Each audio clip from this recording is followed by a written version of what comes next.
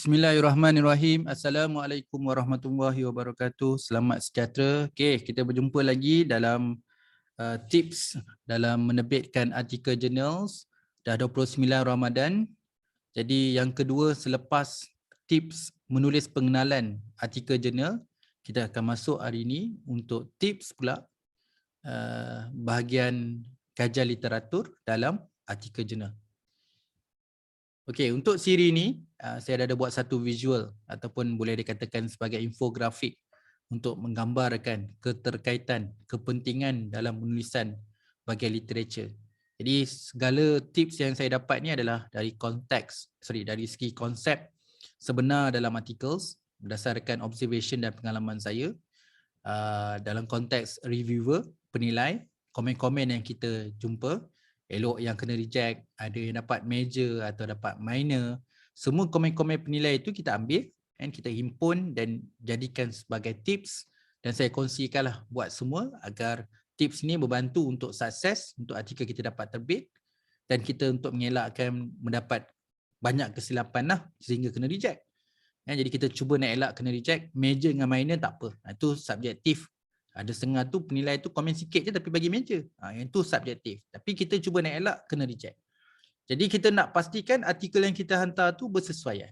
Okey. Ni permulaan untuk bagi tips general. Kita ni saya ada jumpa pensyarah. Pensyarah ni Profesor Mandia. Okey. Dia asal jumpa saya dia mesti akan cakap, terima kasih banyak-banyak kerana guide dia. Dia kata kalau tidak sampai bila-bila pun dia tak dapat. Okey, saya ada 120 tips. Kan? Tapi saya dah tambahlah jadi 128 tips. Salah satu tips je daripada 120 tips tu dia betul-betul seronok dengan tips dia. Dan tips saya salah satu tu saya kata dengan dia, nak hantar artikel jurnal ni sebenarnya cari jurnal dulu baru tulis artikel. Ada dua jalan lah, siapkan artikel dulu baru cari jurnal atau cari jurnal dulu baru tulis artikel. Jadi saya rasa saya membuat pilihan cari jurnal dulu. Bila saya tengok jurnal tu, yalah of course jurnal ni kita kena investigate mana yang sesuai dengan bidang kita. Of course lah, ada yang nak Q1, ada yang nak Q2, ada yang nak cepat dan sebagainya, ada yang establish, atau hotel-hotel bidang ada dekat jurnal tu. Jadi kita ada decision, kita ada pilihan untuk kualiti kita dalam penerbitan. Jadi bila kita dah identify jurnal mana yang kita nak, baru kita menyiapkan kita punya artikel. Of course artikel tu datang dari tesis kan, daripada research grant, benda dah ada. Cuma kita nak buat artikel tu relax dulu. Identify, siasat, pilihlah jurnal yang sesuai, baru tulis artikel. Jadi berbalik pada cerita tu, asal jumpa saya dia akan cakap terima kasih dan dia kata dia akan teruskan tips tu dan dia berjaya lah. Dia berjaya tembus dekat top publisher. Dah lama dah senior nak pencen dah. Dia tak pernah berjaya terembus atau terbit di top publisher. Bila salah satu tips tu dia amal dan dia berjaya tembus, dia kata yang lain-lain tu dia ikut, tapi dia kata betul-betul the best tips, dia kata betul-betul yang mengubah cara fizikal dia menulis adalah identify jurnal dulu baru tulis artikel. Itu sedikit tip-tip tambahan lah Saya memang ada kongsikan, memang siri Ramadan ni tak mampulah saya nak berkongsi semua. Okey, saya ambil short, ialah video ni panjang-panjang orang tak tengok sampai habis. Jadi kita ambil video short betul-betul sharp, practical. Jadi orang akan dapat manfaat dia. Okey. Jadi kalau ada lagi tambah-tambah nanti saya akan tambah top up untuk siri Ramadan yang lain. Okey, kita fokus pada hari ini. Tips menulis kajian literatur dalam artikel jurnal. Okey. Ada 5 bahagian utama. Okey, iaitu teori. Okey, biasalah asas ilmu. Dalam tesis saya suka cakap asas ilmu. Dia kenapa? Kadang bila sebut teori orang tak guna teori kecil hati. Dia guna model, dia guna konsep yang lain, dia guna prinsip dan lain-lain. Jadi saya letak ke sini teori dan konsep lah. Jadi asas ilmu lah. Asas ilmu ni adalah teori utama dan konsep sokongan yang berkaitan dengan topik kita ni yang kita nak tulis dalam artikel ni. Jadi dalam literature review tu penilai nak tahu asal usul dulu, asas ilmu tu apa dalam bidang ni. Jadi sedikit pengetahuan asas ilmu sama ada guna teori, konsep dan lain-lain perlu ditulis dalam literature review. Okey, literature review ni saya ada buat setiap anak panah tu saya tulis perbincangan. Keyword perbincangan bukan pelaporan. Penulisan artikel di bahagian literature review adalah perbincangan yang relevan dan jelas dalam memacu proses penyelidikan. Bila kata proses penyelidikan tu semualah. Bila dalam literature review tu kemampuan kita menguasai dalam sebuah artikel dengan dengan faham apa itu latar belakang, faham apa itu penyataan masalah, faham dalam kajian ada teori, ada konstruk, ada pemulih ubah, and ada kerangka, ada research design, ada populasi sampling, ada validity reliability, ada etika, ada analisis, ada dapatan, ada perbincangan, ada sumbangan, ada cadangan. Faham tu komponen utama dalam sebuah penyelidikan. Jadi bila kita review satu artikel, kena review penyelidikan tu lah. Jangan review dapatan saja. Jadi literature review bukanlah perbincangan dapatan semata-mata, tapi dapatan dalam sebuah proses penyelidikan. Okey, seterusnya dalam literature review kan ada tema atau disebut sebagai pemulih ubah lah, faktor lah, elemen lah, dimension lah.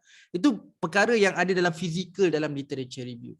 Jadi bila kita nak menulis, lepas tulis literature review ni depends ada format ni membenarkan. Kalau tulis 2 boleh 2.1 teori, 2.2 tema, 2.3 perbincangan literature ke arah research objective, research question. Lepas tu kita buat research gap, lepas tu buat kerangka. Boleh.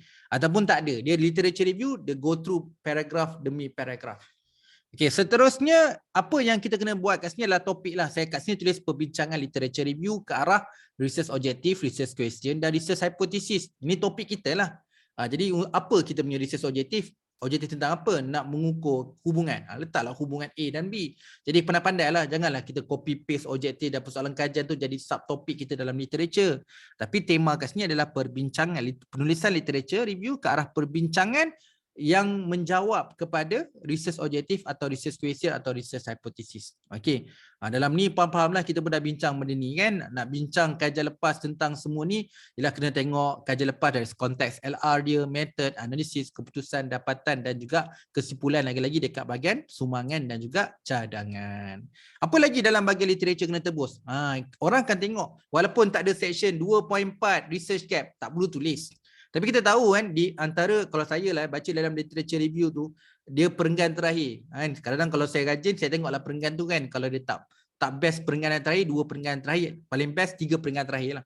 Paling senang tengok 3 perenggan terakhir lah. Sebenarnya 2 perenggan terakhir pun dah cukup dah. Di situlah kedudukan research gap. Dia tak perlu tulis 2.4 research gap, tapi di akhir bahagian literature review itulah sebenarnya kelompongan. Sebab bila kita dah review, kita dah tahu apa yang sama, apa yang nak banyak orang buat, ada yang berbeza, and ada yang bercanggah, ada yang buat dalam negara, luar negara. So ada perbincangan tu betul-betul sintesis.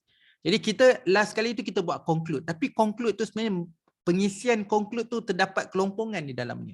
And telah kita perjelaskan apa masuk research gap kan. Research gap tu harus masuk dalam positif yang lebih luas. Tak semestinya bila tak ada orang buat itu gap. Gap dia luas kan. Satu keperluan, satu inovasi, satu perubahan, satu benda aspek yang kritikal. Ada yang benda terlepas pandang, prihatin. Itu semua research gap.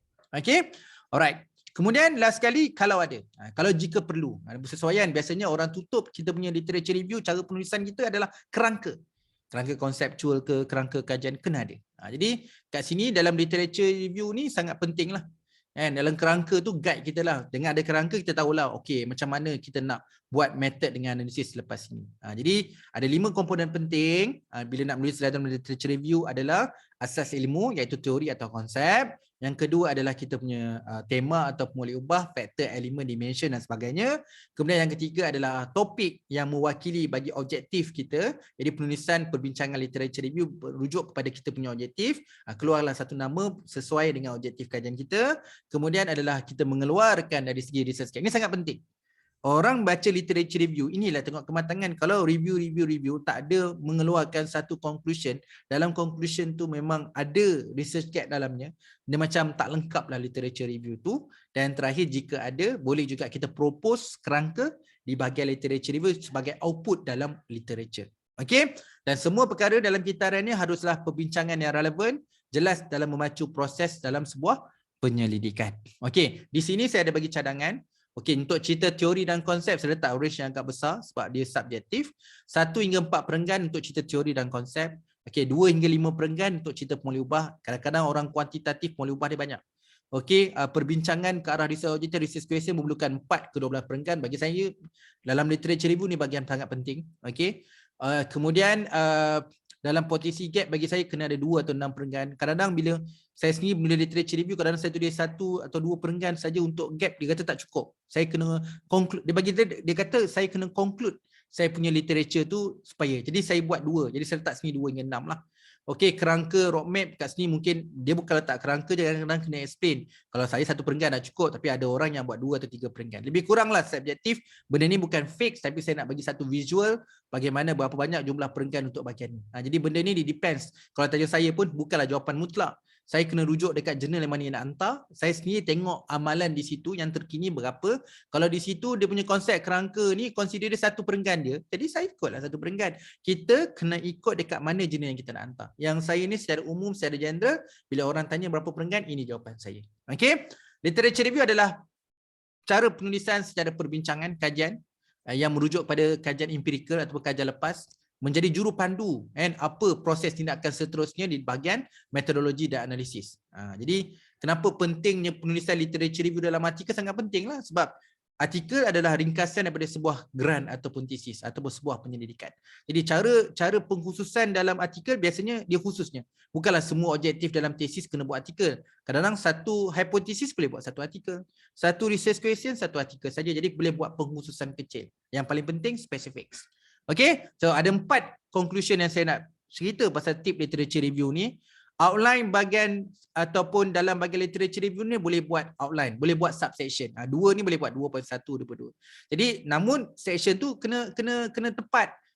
Tema dia kena tepat. Tengok nama jurnal. Tepat ke aku punya section dengan subsection ni dengan nama jurnal atau scope of jurnal. Jangan jurnal nama lain kita buat section dengan subsection tak kena tema dengan jurnal tu. Sangat penting publisher atau chief editor sangat mementingkan dari segi kesesuaian, matching topik yang kita nak buat dengan nama jurnal dengan scope of jurnal.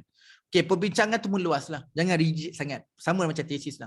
Jangan tengok akademia saja. Tengok perspektif lain, industri. Sebab yang baca artikel ni bukan orang akademik, orang industri pun baca, government pun ada. Jadi bila bincang aspek literature ni kupas semua, akademik, industri, government, community, masyarakat, sosial dan semuanya.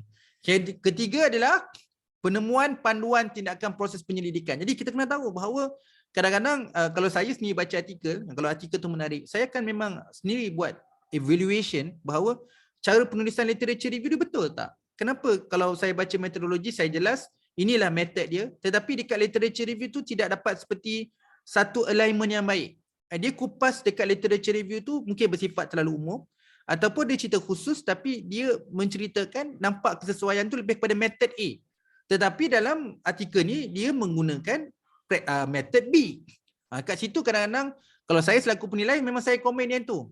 Bukanlah kata saya suka komen, tapi bahagian ni memang tak cantik. Kalau orang baca kantoi, orang kata. Baca literature nampak macam ni, tiba-tiba method dia lain pula. Jadi bahagian itu sangat dilihatlah. Yang terakhir, visual perlu disertakan. Dalam literature review ni, dalam bahasa kita lah, tak nak boring sangat lah orang baca artikel kita. Plain je kan, paragraf, paragraf. Kadang-kadang buatlah visual, infografik ke, kan? Ada visual, ada table, ada figure. Kadang-kadang apa yang kita nyatakan dalam perenggan itu boleh divisualkan dalam bentuk gambar rajah. So itu memang menarik. Kalau tanya saya itu poin penting. Kalau saya tengok kawan-kawan saya, pelajar diploma, pelajar degree, bila dia pilih jurnal yang ada visual. Dan kalau kita tanya kat library pun, kalau sifat karakteristik artikel tu, kalau dia plain kurang orang baca. Lagi-lagi kalau student degree ni yang ada analisis, kan, ada analisis dan dapatan, kadang dia tak boleh faham benda tu. Jadi dia tak download paper tu. Dia view tapi dia tak download. Tapi kalaulah menarik dari segi visual, artikel tu ada kekuatan. Jadi sebenarnya publisher pun ada sedikit token, bukanlah token lah, dia bagi kredit sedikit mana-mana artikel yang ada visual tu bagi dia ada market. So artikel ni kalau terbit ada orang nak baca, ada orang nak download. Tu dia punya objektif. Kalau topik bagus, tapi artikel ni bila terbit tak ada siapa nak baca, buat apa publisher nak terbit? So dia berkaitan dengan demand and supply juga. Okay, dia publisher dia terbitkan artikel pada tahu ramai reader. So topik biasa tapi dia tahu reader ramai. Jadi topik ni memang akan terbit. Jadi kita kena faham juga. Kita ni nak tulis artikel, faham kita je cara nak tulis. Tapi kena faham juga apa publisher nak. Okay, itu saja perkongsian saya secara ringkas. Literature review sangat pentingkan teori dan konsep, tema, perbincangan dalam kita punya research objektif. Ini orang kata section ataupun outline dalam literature review. Kita dah duduk 2.1 teori, kemudian kita punya pemulih ubah atau tema, kemudian kita punya topik yang dikhususkan kepada objektif kajian, kemudian gambarkan ada pengisian dari segi kita punya research gap, dan juga kita punya terakhir adalah jika ada kita punya roadmap ataupun kerangka. Jadi ini tips penulisan literature review bagi saya penting. Jagalah citation ke citation yang baik, samalah. And prominent authors yang bagus, quality citation kena jaga. Kita punya typo, spelling, proofread, kita punya bahasa kalau hantar dalam English kena check dan sebagainya. Penanda wacana, cara kita buat penulisan ni adalah bentuk discussion, bukan dalam bentuk reporting. Semua aspek tu kena jaga jugalah dalam penghasilan penulisan bahagian literature review yang baik dalam penulisan artikel ni. Okey, itu saja. Terima kasih banyak-banyak. Mohon maaf atas kekurangan dan kesilapan.